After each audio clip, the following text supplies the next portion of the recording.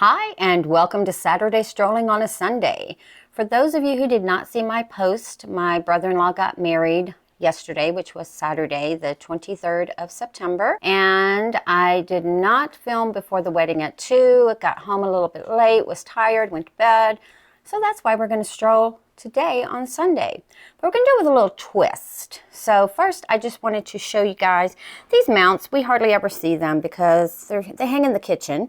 This is my Lindley. So this year she's put off that growth and this big one right here sticking out in front of us. And she's got a little small growth right there on the right at the bottom that she grew. And she's working on that one. I'm thinking of forcing her to have a growth through the winter, not give her a winter rest. Let her build up some more growth, and then possibly put her in winter rest in 2024 and let her bloom in 25. She's never bloomed for me.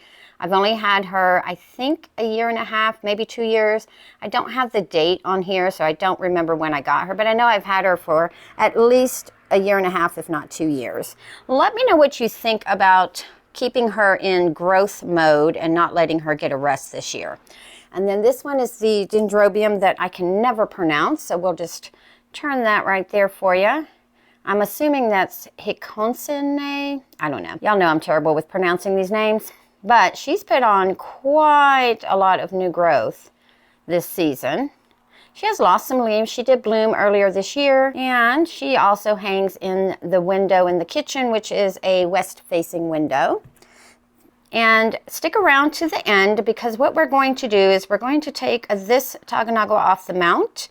We're going to kind of talk about the mount, the roots. Had a question from a viewer as far as flat mounts, rough mounts, that kind of thing. And I'm going to share my thoughts. And then I'm also going to share some thoughts on my Stanhopeia over here. So let's just go look at some. I'm going to start right here with our Zygonesia sensor bluebirds. Look at that bloom. Guys, is that not just beautiful?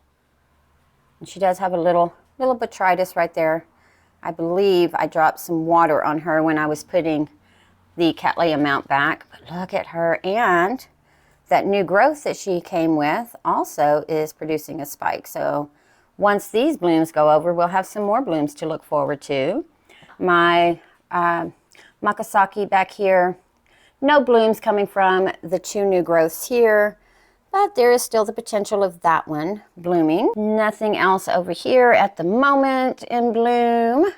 Look at this leaf, though, on the Bellina wild type. Look at that leaf. Oh my goodness, she's just going to get big. And sad news, guys. Well, there's two sad newses down here. My Yoko, unless that really develops, I think she's a goner. She is a goner.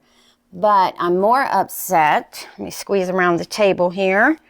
I'm more upset about this one here, and I cannot explain what happened. Anita, this is the beautiful Phalaenopsis that you sent me that we believe is the Cassandra. I do not know what happened to her. She just started losing leaves left, right, and center. So I am trying to save that one little growth and get her back to going. And nothing over here. Oh, looky here. I did not notice this until just now. We have an African violet in bloom. I love this one. Sorry about that, guys. I love this one, though. You never know what shade of purple, lavender. Sometimes she has a bluish purple to her. You never know what color she's going to come out. I did move Hibiki down here from off of the grow shelf up there. I think she might have been getting too much light. And since I've done that, she kind of has perked up a little bit. But I just have to give her time, I guess. And then my no ID. Ken, I just wanted to show you this. I was watching your video the other day where you're talking about all the no ID dendrobiums that you got kind of all rotted. Well, I want you to know the one that you sent me along with my no ID Vanda is doing just fine. We are waiting on roots off of that new growth so that I can get her repotted, repositioned, and out of that media. Nothing going on here except for my Nobleas losing some leaves. And this senescing leaf is off of one of the oldest growths of my Brassidium, if I can speak today. And let me show you something on the Dendrobium spectabile. So we do have something in there. So whether that's going to bloom or not, or practicing, will yet to be seen. And I did lose the bud off of our spike here. Yeah, I let her dry out too long, kind of neglected them for a little bit. And I did pull down the Red Fantasy. Currently, she does not have any spikes coming, but she is finishing off her bulb, so might be a little too early for that. And just wanted to show you this real quick. So this is the Maxillaria. I'm going to zoom in on the name because I will definitely chop that one up. So if you're wanting one that has the polka dot spots on it, this is the one. Because look at those spots. Aren't they just the cutest? And I believe it was Mel that asked about putting the mounts and worrying about the wall. If you can see, this mount does not sit flush on the wall. It kind of has the airspace, so I'm not too concerned about that. And I do let my mounts drain really well prior to putting them back on the wall, and I'll dry the back of them just to protect the wall as well. And of course, got Summer Rose up here, still just looking gorgioso. Love the way she looks. And then Hieroglyphica is looking stunning. Hey, Patricia, what's your Hieroglyphica doing? Send me a pic if it's in bloom, girl. And nothing, Yaupon Evergreen here is going over. She's lost her other three blooms, so that one will be dropping soon. I did cut the yins, not the yins, but the blue looseberry over there. Just, again, I want her to grow me some leaves. And then this one here, I'm going to pull her out from under the light. Now, the one flower she came with is starting to fade away, but you can kind of see why she's called what she's called. Do you see the striping in there? And the camera doesn't pick it up, but it's kind of red striping. This is the one that has the long name with the red candy stripe in it. And like I said, the camera doesn't pick it up, but in person you can see the red stripes. You can kind of see it at this angle, but you see, oops, you see the kind of the striations, and there's just little red stripes in there as well. Now, she is not fragrant as far as I can tell. She hasn't been fragrant for me. I've smelled her different times of the day, but this beaut right here, she has the typical rose Cattleya smell, but isn't she just beautiful? Just beautiful. And she does have a new root coming in. Now, both her and the red candy stripe, as soon as I see new roots, I am going to go ahead and repot them. I was going to leave them in their pots till they filled them up, but after repotting this one, the Leopoldii dark one crossed with Elcisa Greek wax red beauty, and found that SPAC plug in there, I'm hesitant to leave the other two because they all came from Sunset Valley orchids, and I'm hesitant to leave them in there if there's a moss plug in there, because I will forget at some point that it's in there and not allow it to completely dry out, possibly rot roots, you know, that whole cycle. But look how well the roots on Miss Lois McNeil is getting along. And nothing else here. And then this one here I'm a little concerned about, but we'll talk about that one in a different video. And then down here, everybody's just doing really well. Let's do a little panorama here. So what I'm going to do is I'm going to get you set up on the tripod, and then we're going to talk about the Roy Taganagua on a mount. Let's talk about the Stanhopea that I recently purchased from the Denver Orchid Fall Show a couple of weeks ago. So this is the Stanhopea Nina Rock crossed with Stanhopea, there you are, the name. And she doesn't look good, guys. I've been keeping the moss moist or damp, not super soggy wet. I know they're heavy drinkers. She has this new growth, so I was looking at her because I just recently watered her. And if you look, this one's fine, but look how loose this section right here is. Do you see the whole thing is moving? I think what I'm going to do, and I'm going to do this in a separate video just so we can see what's inside this basket. I'm going to take her out and I'm going to kind of clean her up, and I'm going to get this growth a little closer to the media because she doesn't have the strength to not have all her roots going into media right now, because as you can see, these pseudobulbs they're plumping back up. They were a little more desiccated than this when I purchased her. She was only $15. It's not like I spent a lot of money on her, but I'd really like to see her thrive. She does have these 2 new growths that they are trying. So in a separate video, we'll take her out of the basket and take a really good look at her. So stick around for that and go ahead and subscribe so you don't miss that. Now this is one of the ICPU orchids that Ken sent me. Ken is our sponsor here, his store, Orchid Supply Store. If you'd like to go and get a 12% discount on anything that you order, use coupon code TRISH at checkout. And it is multi-use. I'm just cutting this burlap off of here, guys. But it is a multi-use discount, so use it as many times as you like. He also has a channel, the Orchid Supply Store channel. Usually does a weekly giveaway, so check that out. It'll be in the description below, and maybe you can win something from him. Now, the question was asked, what kind of mounts are best for orchids? And at the end of the day, it's a personal choice, right? It depends on your growing environment. It depends on how often you can water. It depends on so many different factors. I personally like the cork bark that has all the rough edges and openings as opposed to the flat ones, because I'm going to show you something real quick here. So this is my Hippodamia, and as you can see, she is on, I hope you can see anyway, she's on a cork mount with all of the rough edges. And I enjoy these because, one, they really cling to these, difficult to get them off of the mount that way, but they also grow in through all the crevices. Like this root right here is actually growing in from the back through that hole. I just find that amazing. And then she's got a root, where is it? Can you see it? I don't know if you can see it or not, but it's right there. That is also grown through the wood into the back. And as you can tell, I put some burlap on here. And yes, I'm hoping that putting the burlap on here, aside from holding the moisture a little bit longer, so I don't have to water as often, will also help keep the green algae from building. Obviously, it's not going to get all of it because there's going to be some here, but where it's excessive.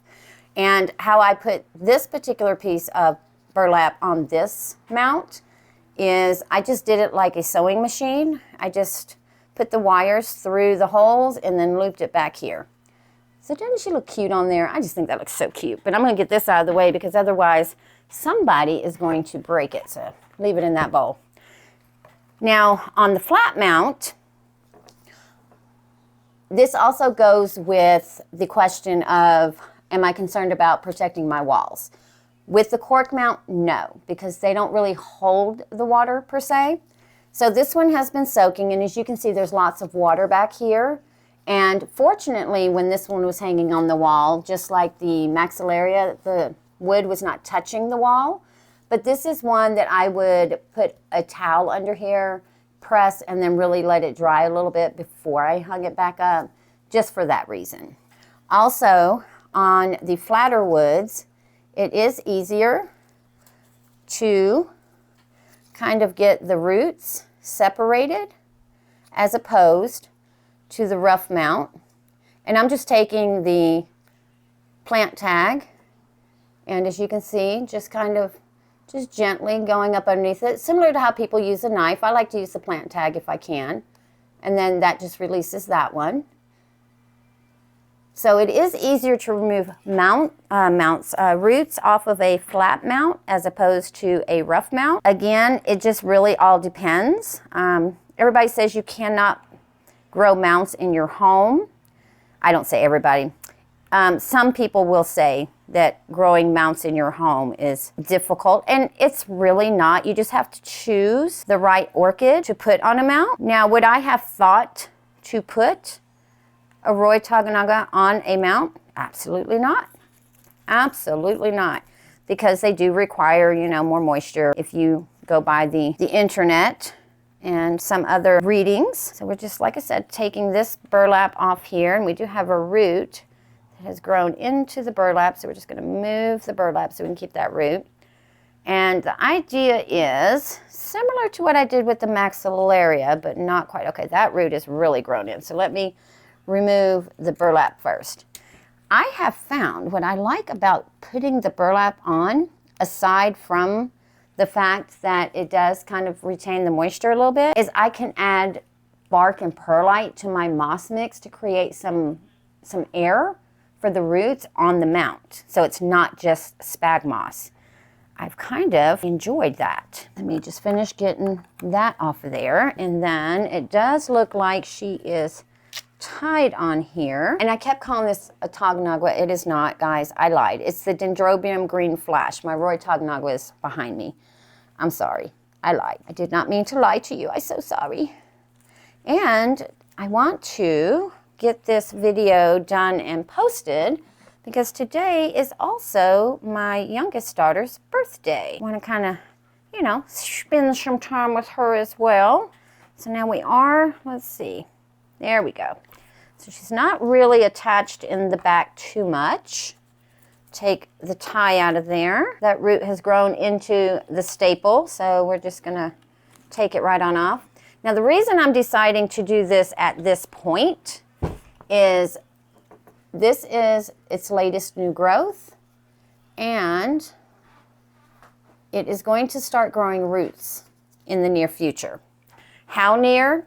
Don't know, but I do know it's going to be starting roots soon. I want to go ahead and I'm going to take off some of this, and I'm going to take off these 3 back bulbs because she will have she'll have 5 bulbs to help continue supporting this new growth. So I want to remove the moss so I can see where to cut. Maybe they'll just twist off. Well, that one just popped off pretty easy, as did that one, and one more. No, that one is not gonna just pop off. So I'm gonna take the Fiskars and we are gonna cut. There we go. And as you can see, nice clean in there. She does have a few viable roots, but I'm going to go ahead and give her a nice little clean up. Just get rid of the roots that I can see that definitely are not going to be any help in this situation. Meantime, go ahead and give this video a like. All right. And I am wanting to make sure, oh, we have another growth here that we can just kind of pull off. That took care of that one. Now, do I want to leave these 2 little ones on, or do we want to leave these 2 on? Or do we want to take those off? Let me play with sheaves real quick while I'm giving that some thought. So I'm thinking if I take those 2 off, that will give her a little more time on the mount, because the mount I'm going to use is this one. You know what? We are going to take them off. Why not? Because we also have another new growth I literally just saw. Let's see, that root is good. So let's get around that root. I'll show you guys in a minute. Let me get this piece off right here real quick. There we go. So moving things around, we have a lovely new growth right there. That is nice. Now that, I think she'll have enough, but I do need to cut off quite a few of these roots, unfortunately. But at the end of the day, she is an ICPU, so I guess we're doing what we need to do to help her along. Now, I'm not going to be pedantic and take off all of the old roots. I'm just getting the ones that I can physically see and feel at the moment. I just don't want to leave a lot. You know what, that whole section, this whole section right here needs to be cut off. And that is where I just cut off all of those older growths. And who knows, with cutting those older growths, maybe it will stimulate it to push out a new growth from that side as well. Got a lot of dead ones there. There we go. I really need to rinse her off. Some gunks in there, but we're going to figure it out. So luckily, I have my water bucket right here that was going to be needing to be changed anyway. So let me just Let me just rinse her off real quick in there. See if we can't get a lot of that muck off of there. There we go. And there we go. Now we can actually see her better too. All right, let's move that out of the way so I can lay her down and focus on the dead roots. So when you guys do a repot, are you guys one of those that are particular about getting all the roots like I used to be, or you just get the ones you can see as much as you can and then just roll with it? Now I do know if I was putting this in leca, I would not be as anal about getting everything off because it's going into inorganic and all of the dying stuff would just eventually flush out. I'm trying to get this little section right there cleaned out. There we go. All right, that's all I'm going to do as she keeps messing with the orchid. All right, so this is kind of the roots that we have left. Not too much, but like I said, this one right here is getting ready to start her root growth shortly, and then we do have that new root coming along. Let me get some of this garbage out of the way, and let's figure out how we want to position her, because we have new growth back here and we have new growth up front. So I am going to, because the way it was mounted before is the new growth was against the mount, so I'm going to leave it that way. I'm going to kind of put her in this little groove right here. You can see that. And there, look at that. Yep, that is what we're going to do. Now, this root to kind of tuck into here, and this is another reason why I soaked her quite some time so I could kind of manipulate the roots. So that root is going to go in that groove. Let's put that root in this groove. I'm going to show you guys here in just a second. Let me get all my roots where I need them to go. This way they are in the moss as well as in the media, or in the onto the bark. They can start clinging. See what I did there? Well, they just popped out. But I'm putting them in this large groove at the bottom so that they have space to grow. I'm just going to clip that one because it does have a kink in it. And this one, put right back in there. Use my little tag here. Hold on, there it is. All right, and I'm going to hold them in so I can show you what I did. So, but I'm just putting them, see that nice big groove? And this is why I like cork a little bit better than the flat for certain orchids. The maxillaria I think is going to do well on the flat mount because of its growth pattern, and the roots stay kind of inside of the bracts. So here are the sheaths, the bracts. All right, so this has kind of been soaking in some water, just plain water, nothing added to it. It's more than what I needed. I just grabbed some, but it was super dry, and I kind of prefer to work with dampened moss as opposed to dry moss. It's just easier to manipulate. And it does have some small and medium bark with some perlite in there. Let's see, do we want it that low? Let me put it up just a wee bit more. I know I said I wanted that groove, but it wasn't quite in the groove the way I wanted it. I think with me moving it around, trying to put the roots in there, I messed it up. And I need to be extra diligent that I don't put too much moss around that new growth because we don't want to rot it. And then I am going to wrap it with a lait burlap. So we're only going to go around once with the wire for this one just to hold her in. You know, I should probably do that on the orchid herself, huh? Yeah, let's do that. Let's do that. You can tell this was not planned fully anyway. So that's the new growth. I don't want to use the new growth. Let me use the old growth to pin her in. There we go. Come on, stay where you are. Come on down. There we are. And then I'm just going to loop it here. And then we're going to just loop it right here. I don't really need it to be wrapped all the way around because the burlap at the end of the day is really going to be my holding spot. But what I do need to do is find the end of a lay wire and hook it back onto my table leg so in a moment we can find it again. All right, let's try this again. I think I got it a little too damp, so let me just wring it out a little bit. I'm usually pretty good about guessing about how much water I'm going to need. Let me just spread it out a little bit so it's not compacted. And then once I get the burlap wrapped around her, I'll finish filling in with the moss. I want to get the bulk of the moss on here prior to putting the burlap on here. There we go. Now, move that to the side. Actually, I'll switch these around because I can see me knocking that over. Dry my hands a little bit on my towel here. Get my wire going. Is everybody ready for that fall or autumn?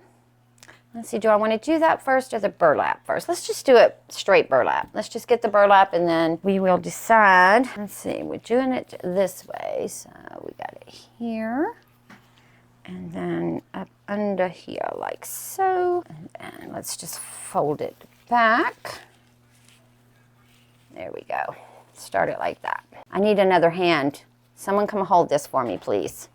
So what I'm going to do is I'm going to take this and I'm just going to stick it through the hole here. And then this way it's kind of all attached at the beginning. And weave it around.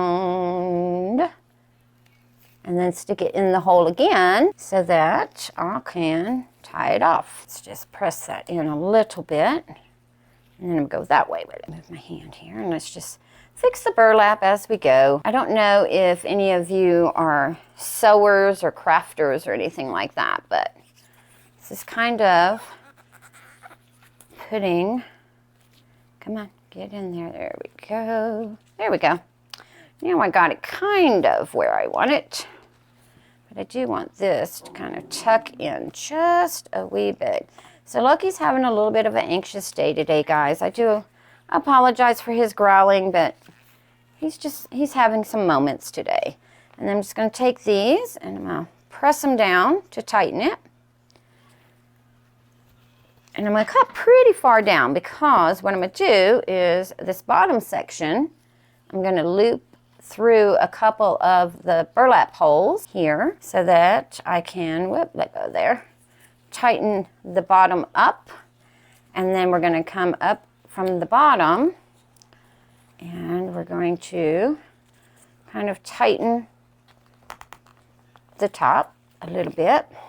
Because I don't want it, I don't need it super tight.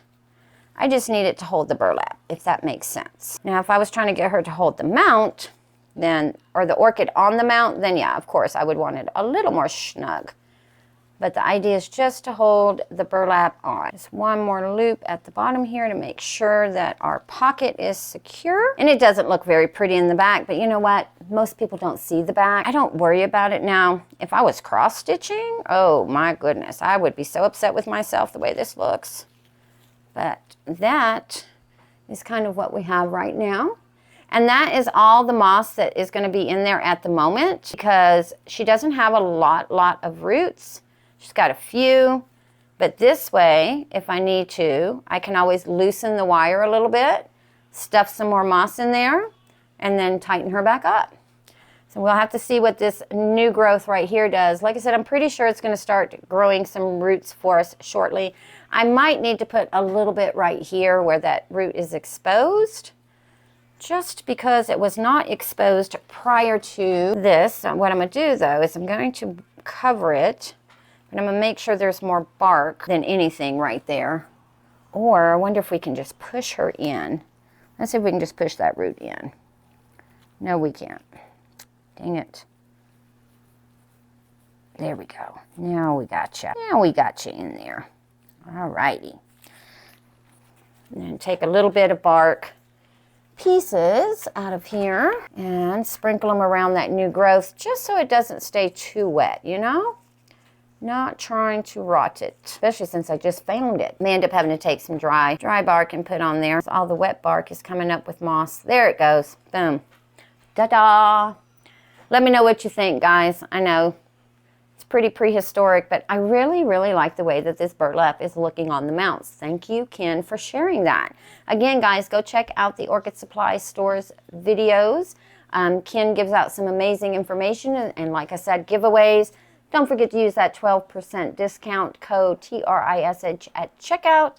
And I will see you guys on the next video.